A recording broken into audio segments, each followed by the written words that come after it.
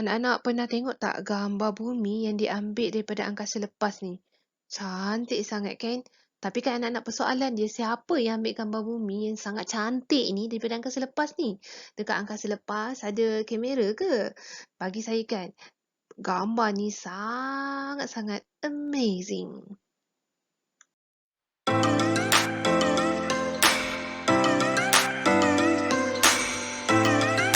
Assalamualaikum warahmatullahi wabarakatuh anak-anak. Saya Cikgu Aisyah. Selamat datang ke channel saya. Okey, video kali ini akan membincangkan mengenai bab 9 teknologi angkasa lepas. Tetapi ini video bahagian 2 tau.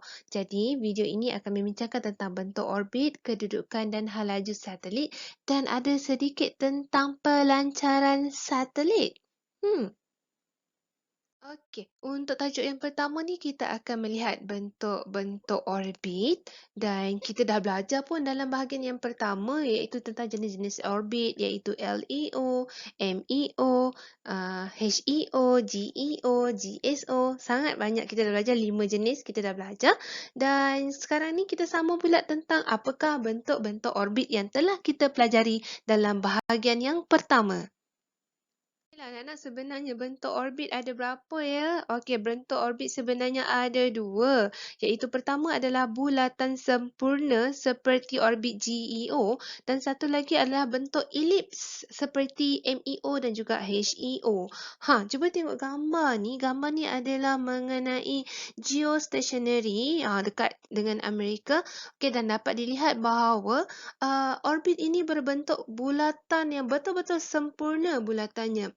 Dan gambar yang kedua pula ini, kita lebih tumpukan kepada ini adalah HEO. Sekejap ya, saya ambil laser. Okey, HEO. Okey, tengok bentuk HEO ni. Okey, dan bentuk kecondongan ke arah sini.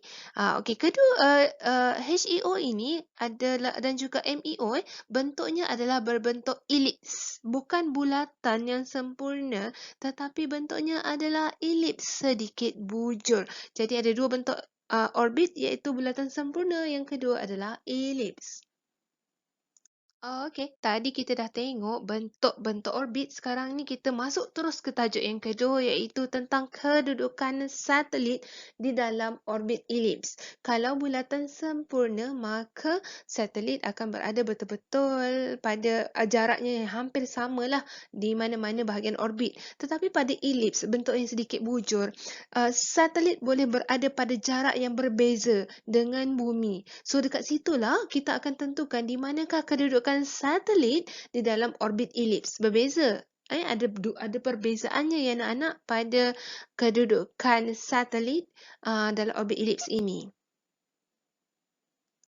Okey anak-anak, sebenarnya kedudukan satelit dalam orbit elips ni ada 2 kedudukan. Kita akan belajar ada 2 kedudukan satelit dalam orbit elips iaitu kita lihat yang pertama adalah kedudukan yang dipanggil sebagai perigi, bukan perigi perigi. Okey. Apakah itu kedudukan perigi? Perigi adalah kedudukan satelit yang paling dekat dari planet atau bintang yang dikelilingi oleh satelit tersebut. Kalaulah satelit itu mengelilingi bumi, so kedudukan perigi adalah kedudukan di mana satelit tersebut berada pada jarak yang paling dekat dengan bumi. Itu perigi. Nanti kita tengok rajah mungkin lebih faham. Yang kedua adalah apogee. Apogee ni adalah kedudukan satelit yang paling jauh daripada planet yang dikelilingi oleh satelit tersebut. Ataupun kalau bumi, maka apogee adalah kedudukan satelit yang paling jauh daripada permukaan bumi dalam orbit elips. Maksudnya macam mana? Okey, sekarang kita tengok. Ini adalah satelit semula jadi bagi bumi iaitu bulan dan kita lihat apakah perbezaan perigi dan apogee. Okey, kita tengok kedudukan bulan dan bumi pada bahagian perigi ini lebih kurang bacaannya adalah 226,875 km berbanding dengan apogee di mana kedudukan bulan paling jauh daripada permukaan bumi lebih jauh lah daripada kedudukan di perigi. So, ingat anak-anak, apakah itu perigi?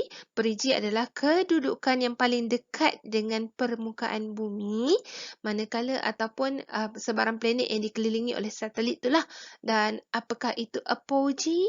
Apogee adalah kedudukan yang paling jauh, kedudukan yang paling jauh daripada dalam orbit elips daripada orbit yang dikelilinginya, daripada objek yang dikelilingi. So, itu adalah beza apogee dan perigee. Dan kita dapat lihat kalau ambil gambar lah daripada satelit, kita akan dapat lihat bahawa gambar di perigee adalah lebih besar lah daripada apogee disebabkan oleh perbezaan kedudukan tadi.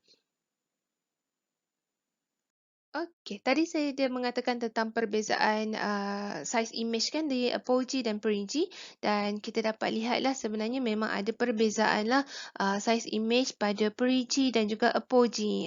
Kalau kita tengok ni kan, ni ada perbezaan imej besar macam mana. Tapi kalau tengok jauh-jauh ni tak nampak, so cuba kita dekatkan. Ini kita dapat lihatlah kedudukan imej, bukan saiz imej lah yang dapat diperoleh pada kedudukan perigee dan juga apogee. Ingat perigee kedudukan yang paling dekat dengan objek yang dikelilingi, dan apogee adalah kedudukan yang paling jauh daripada objek yang dikelilingi dalam orbit elips. Dalam orbit elips. Baiklah anak-anak, tadi kita dah lihat tentang bentuk-bentuk orbit iaitu bulatan sempurna dan juga elips.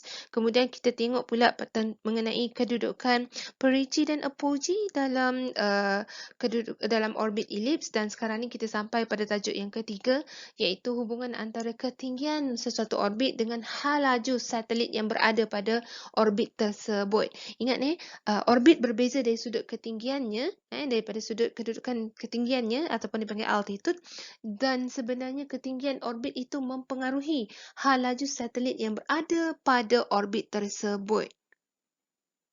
Cuba kita lihat pada rajah yang mempunyai yang ada graf ini, di mana pada paksi Y adalah altitude ataupun ketinggian, manakala pada paksi paksi X ini adalah kelajuan, adalah kelajuan. Dan cuba kita lihat lebih tinggi kedudukan sesuatu satelit, kan? Lebih tinggi kedudukan sesuatu satelit. Ni kita tengok daripada bawah, daripada permukaan bumi ni. Lebih tinggi kedudukan sesuatu satelit, didapati bahawa dia lebih rendah kelajuannya. Kan? Ini bulan berada pada jarak yang paling tinggi dalam rajah ni.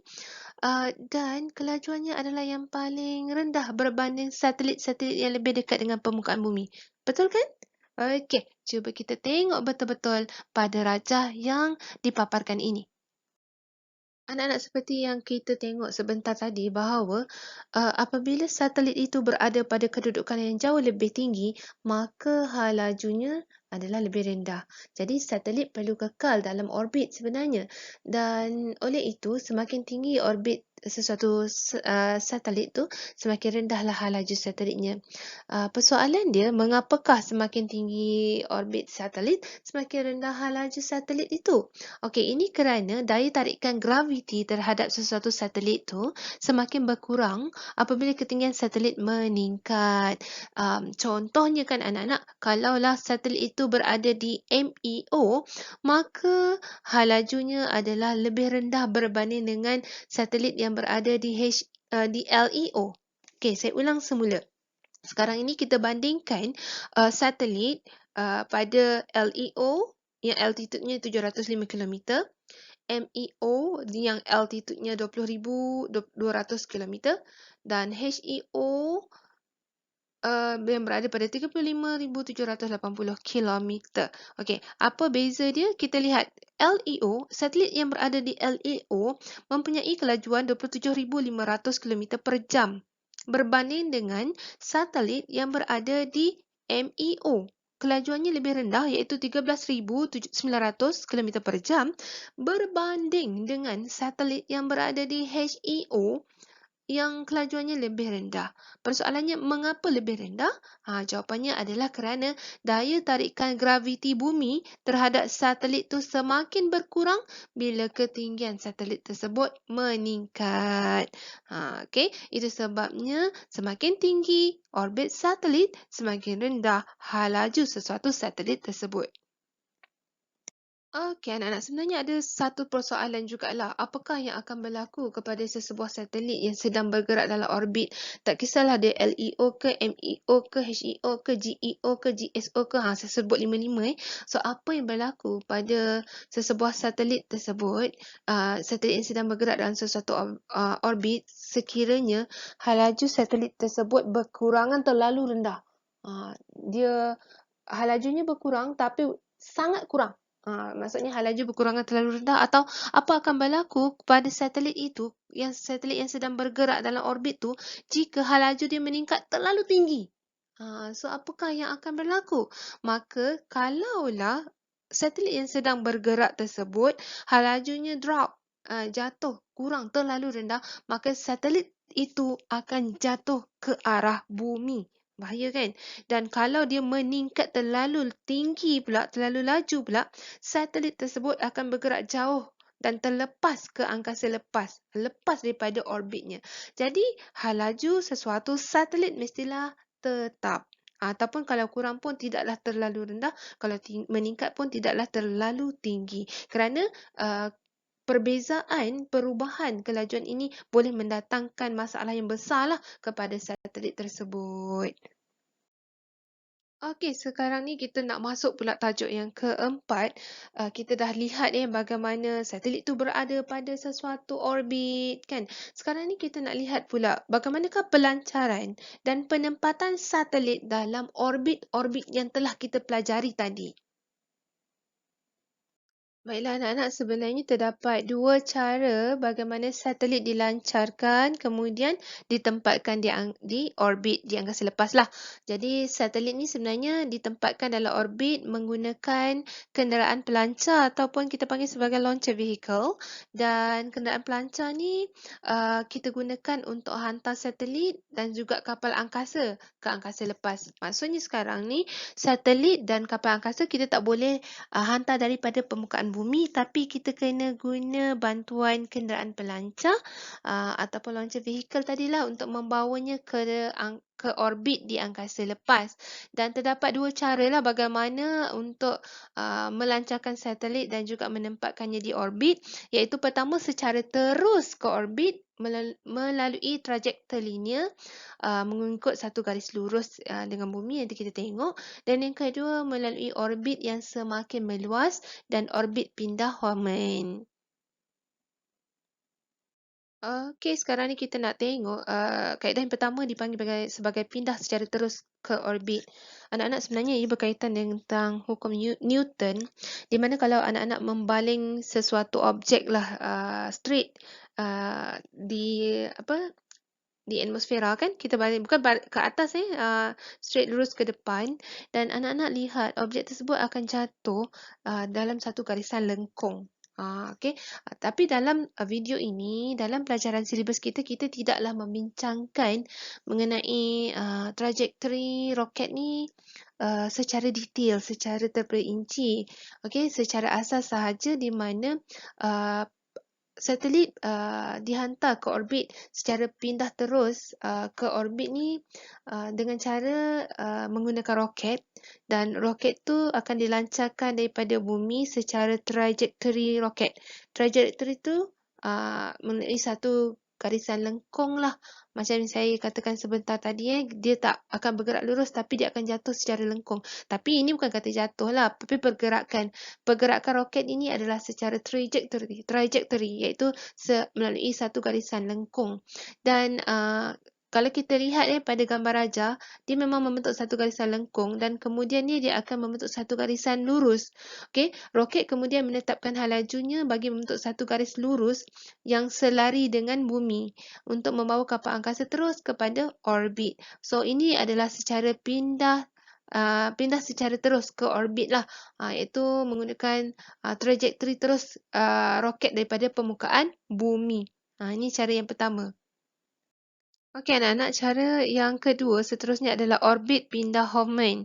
Okey, macam mana orbit pindah homen ni kita kena faham betul-betul lah di mana, okey ini bumi, ini bumi. Okey, roket berpindah dari orbit kecil, okey, dia apabila telah dilancarkan. Jadi, roket tersebut akan berada dalam satu orbit kecil yang lebih rendah lah. Dan dia akan pindah kepada orbit, yang lebih tinggi, dengan menggunakan orbit pemindahan Hoffman ni, orbit pindah Hoffman ni. Jadi, satelit akan dilancarkan daripada bumi masuk ke dalam orbit kecil, kemudiannya akan pergi ke orbit yang lebih besar menggunakan orbit pindah Hoffman. Okey, bagaimana itu berlaku? Okey, sekarang kita tengok ianya boleh berlaku menggunakan berdasarkan pembakaran enjin roket lah, di mana enjin roket akan membakar sebanyak 2 kali. Pertama sekali adalah pembakaran penuh enjin roket di perigi, di mana pembakaran di perigi ni akan menaikkan kapal angkasa lebih jauh daripada orbit kecil.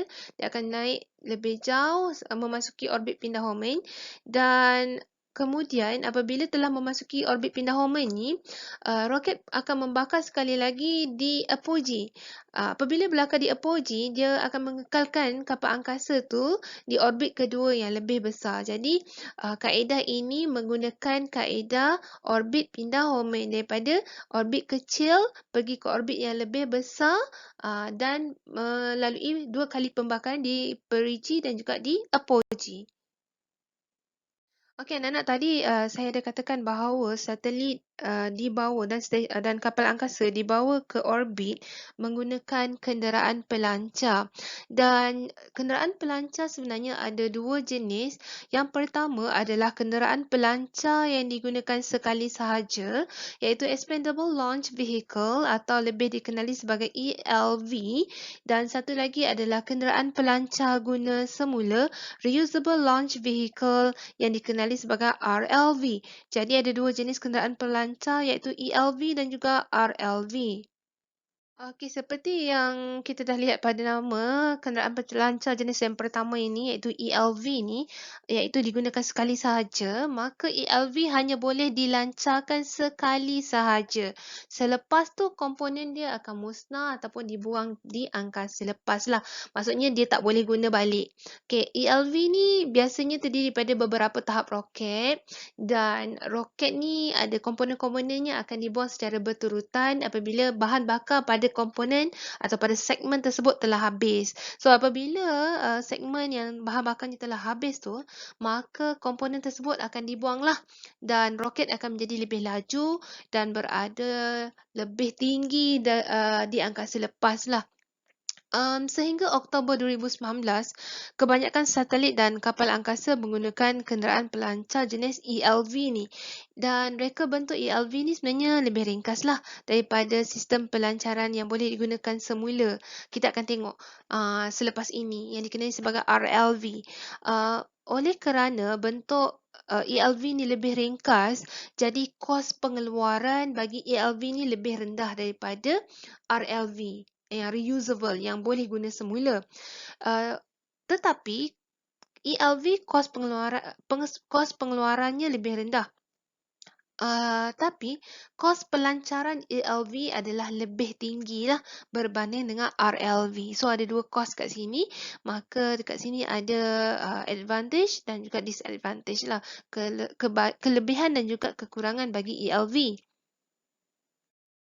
Manakala kalau kita tengok reusable launch vehicle RLV ni, kos untuk pelancarannya jauh lebih murah lah berbanding dengan ELV. Dan kenapa kos pelancarannya jauh lebih murah? Kerana dapat mengurangkan kos bahan akibat penggunaan semula berbanding dengan ELV langsung tak boleh guna. Dan sesetengah roket yang boleh digunakan semula ni ada menggunakan kerosin lah sebagai bahan bakar, di mana kerosin ni tidak menghasilkan klorin yang berbahaya sebagai gas exhaust. Namun begitu, ada sedikit kelemahan RLV, iaitu bahan bakar tak dapatlah digunakan kembali, walaupun ada segmen yang kita boleh guna semula tetapi bahan bakarnya tak boleh guna balik lah. Sebab telah dilepaskan di atmosfera sebagai kadar exhaust 300 pound per saat. Dan ada pembebasan gas karbon dioksida, di mana pembebasan gas karbon dioksida ni mencemarkan atmosfera lah akibat pelepasan pada lapisan stratosfera dan mesosfera.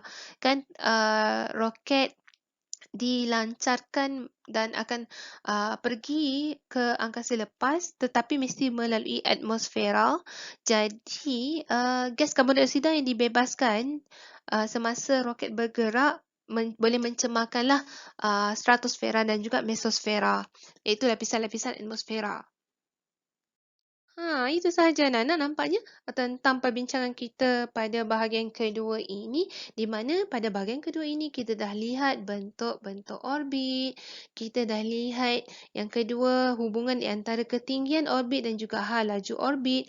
Kemudian kita lihat pula bagaimana orbit dilancarkan di angkasa lepas, dan juga kita yang keempat kita dah lihat juga jenis-jenis kenderaan pelancar.